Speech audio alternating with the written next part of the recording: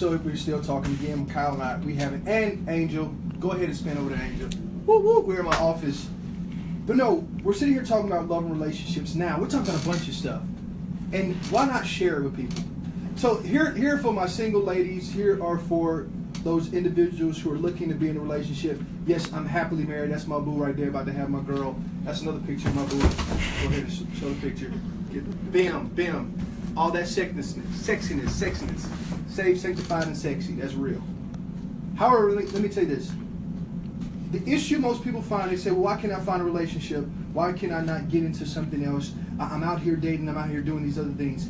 Truth be told, is because you have seat fillers. You know what a seat filler is? That's somebody that's sitting in somebody else's seat. They're just filling the space and the time just because nobody's there at the moment. And when you have that, the people who are great candidates, people who you want to talk to, people who you would say, that is a good person that could be there for my future, not just for my present, that person will probably walk past because that seat is already filled.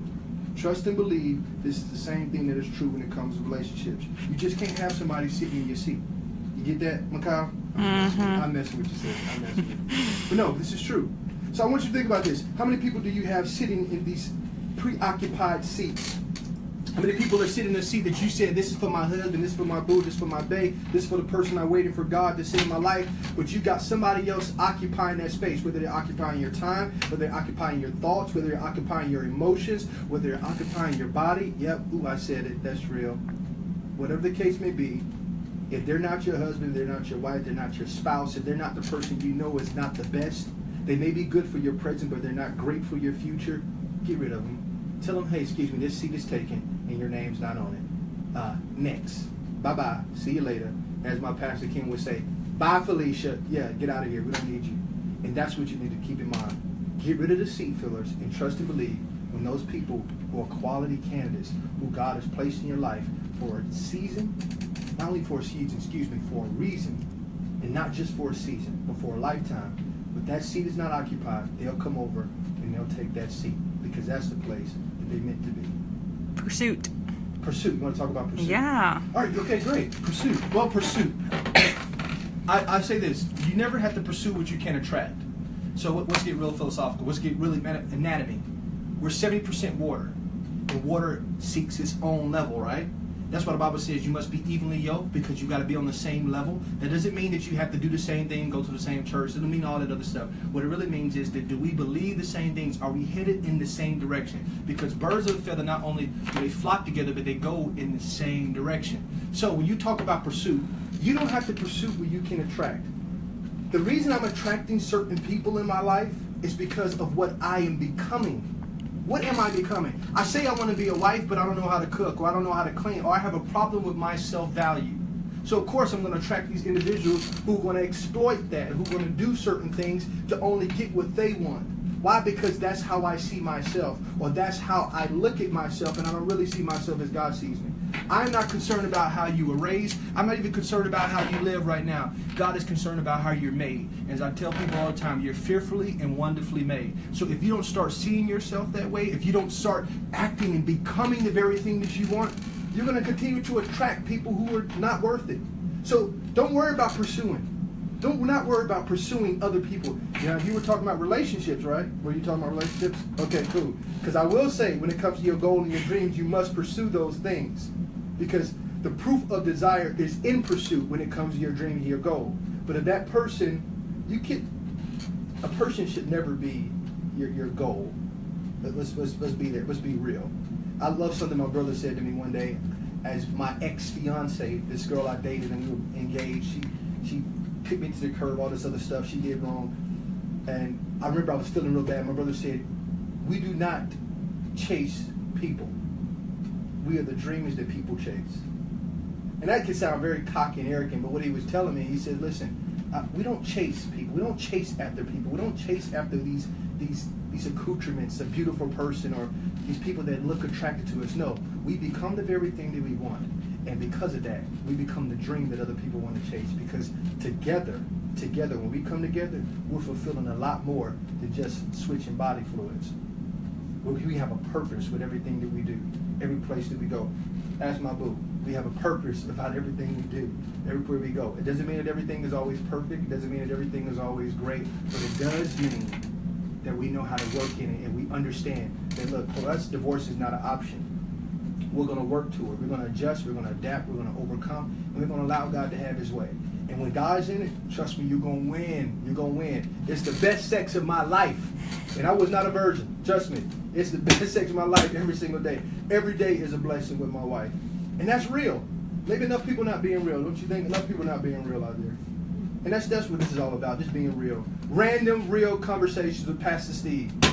Or Pastor Steven. Woo, woo. Pastor Mark, shout out to you. Oh, my cow. You got to say something else, aren't you? What else? I was trying to think of another question. Another question.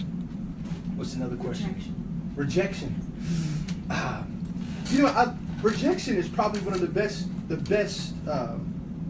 blessings that most people tend to not see as a blessing.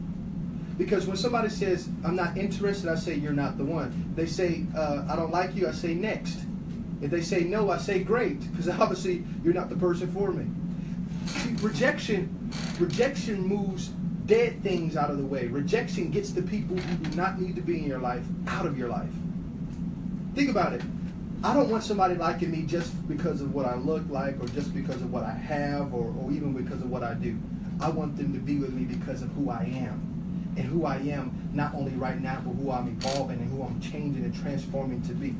And if that person is going to reject me at this moment, trust and believe they may not even accept me at that moment. Mike Jones had that song, Back Then You Didn't Want Me, Now I'm Hot, Y'all On Me. Remember that song? Now think about that song. Back then you didn't want me. That's because they didn't see. If you don't see the true value in the person you're in right now, what's the use of wasting your time? Because if they can't see your worth, if they can't be with you right now in this moment where things are beautiful, where things are messed up. They may be beautiful, they may be messed up, they may be out of order. You may not look your cutest or your finest. You may not have all your money and everything. You may not have reached that goal or that dream just yet. If they can't accept you right now, well, why would you even give them the opportunity to get to know that person, who you are in the future, who you're becoming? So rejection, it is a beautiful blessing. It may sting, it may hurt, but always remember it is a blessing in disguise because it gets all the people who do not need to be in your life, in your season, or who have no purpose for your destiny out of the way. That's what it does. That's what it does. Last question. Last question, okay. What do people do while their seat is empty? What do people do while their seat is empty? All right, so this is what I tell you. Great question on that. So when it comes to relationships, what do you do while your seat is empty? You build friendships. I tell young girls all the time, I say this, apples, pennies, and diamonds. See, apples are those guys that look real cute. They may got that good hair, or whatever the case may be. They look good for the moment. But even fruit, when it sits for too long, it rots. You know that, right? So you don't want something that rots. A penny may not have value, but if you collect enough of them, you can do something with it. Those are like friends. So you build memories, you build moments with these people, and you build these. I guess they're memories. So you build these lasting impressions, and you get to learn about them. So I would tell you to date, but you don't have to date for a romantic relationship. But I tell you for friendship. Go out, experience life. When I say experience life, I don't mean you go out and you do. How am I supposed to say this? I'm in a church. No, wiggle ministry? No, you don't do wiggle ministry. No wiggle ministry. No, so that don't mean you have to go taste everything that's out there. That does not mean that. I mean, some people are more open than Quick Trip, so you don't need to be that way. You don't want that. So, but I do tell you to pursue. I do tell you, one, to become the person that you want to date. Become that type of person. Meaning, if you know you need to work on your finances, you need to work on your health, you need to work on your patience. Trust me, when you get married, everything becomes amplified. It doesn't. You think, oh, it's gonna be great and grand. No. You realize that person, if they were a slob back then, trust me, they're gonna be a pig when you get married because it's enhanced. Everything is enhanced. So you want to start being a better person. You want to start working on those goals and pursuing those dreams. And at the same time, have fun.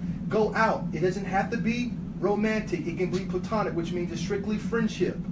It's strictly friendship. If I had the time, I'll really break down for you. There's 3 words for love in the Hebrew.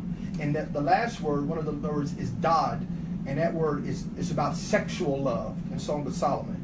It says, do not waken love before it's time. Like most people jump to this love, but they forget about the friendship love, and they forget about the emotional love. They forget about those attachments. So they jump automatically into this physical attachment, and they miss these other parts because it starts with the friendship. Then from the friendship, I start to think about you mentally and emotionally, and from there, I get into this physical. Because all of these are what we are. We're tripartite human beings. That means we're mind, we're body, and we're spirit. And your mind, that includes your will and your emotions. So while you're waiting for your seat to be filled, again, let me reiterate. 1, work on you. Work on becoming the person you want today. That's what you need to do. Secondly, have fun. Go out with friends. Go out with guy friends. Learn different ways, because what happens is most people, well, I haven't been out on a dating scene in a long time. Why? Because you've been sitting there twiddling your thumbs thinking Prince Charming is going to come. Trust and believe Prince Charming is not going to come like that. If you're just twiddling your thumbs, you have to be out doing something. Ruth was out gleaning in the field of Boaz. She was out in the field, and he saw her. And, well, I'm waiting for a knight in shining armor. Truth be told, there's no such thing. Okay, let me take that back. There is a knight in shining armor, but let me tell you why his armor is shining. It's one is shiny because he's not out doing nothing. If this boy's armor is shining, he's not doing nothing. 2 is shiny because somebody else is cleaning it. So you're going to probably find a diamond in a rough. You're going to find somebody whose armor is a little dented. They may be a little scratched. But as a friend, you're going to heal those wounds. You're going to work those things out. And you may find yourself getting into something romantic out of something that was platonic. And that is okay. But romance does not mean sex. Romance does not mean oral pleasures. Romance doesn't mean I had to love and touch it, whatever the case may be. Again, I'm being real. Pastor Steve is going to be real with you. And I keep looking over here because Angel's over here. I got to look at these cues. That's all, something like that. But I don't want to be late to the point. Did that answer the question? Did that answer your question, Mikhail? Yeah. Okay, cool. Say toodles next time. Toodles until next time. This is Pastor Steve. I love you. Look, loving people back to life. I'm excited to what God is doing in your life. We're going to have a good time. We have more real conversations like this. Shout out to my girl, Mikhail. Angel in the building as well. Woo woo. Bye for now.